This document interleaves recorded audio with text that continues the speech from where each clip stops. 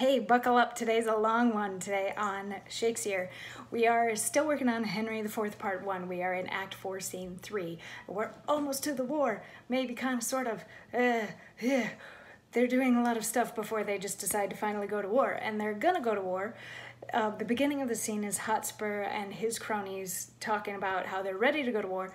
And then Sir Walter Blunt, who is from King Henry's side, comes in and is like, the king wants to know how he wronged you, and if it's legit, he will fix it.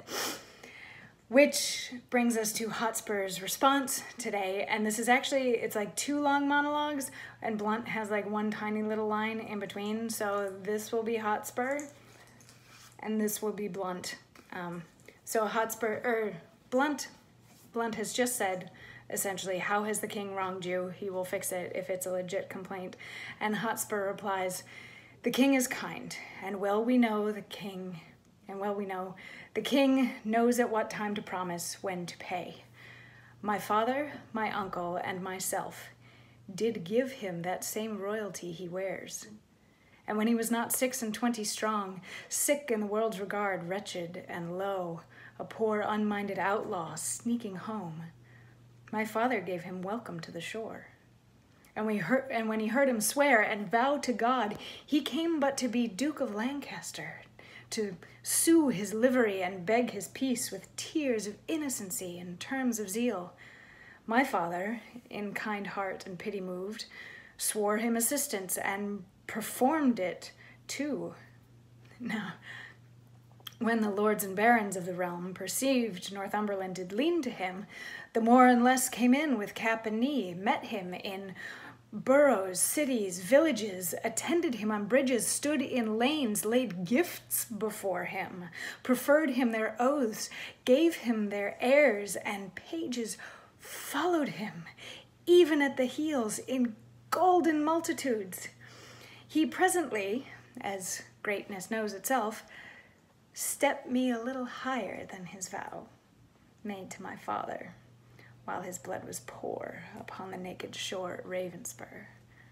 Now, forsooth, takes on him to reform some certain edicts and some strait decrees that lay too heavy on the commonwealth, cries out upon abuses, seems to weep over his country's wrongs, and by this face, this seeming brow of justice, did he win the hearts of all that he did angle for.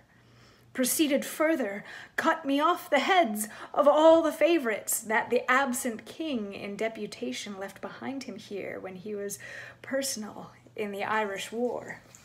Tut, I came not to hear this, then to the point. In short time after, he deposed the king. Soon after that, deprived him of his life, and in the neck of that, tasked the whole state. To make that worse, suffered his kinsman's march, who is, if every owner were placed, indeed his king, to be engaged in Wales. There, without ransom, to lie forfeited, disgraced me in my happy victories, sought to entrap me by intelligence, rated my uncle from the council board, in rage dismissed my father from the court, broke oath on oath, committed wrong on wrong, and in conclusion, drove us to seek out this head of safety, and withal, to pry into his title, which we find too indirect for long continuance.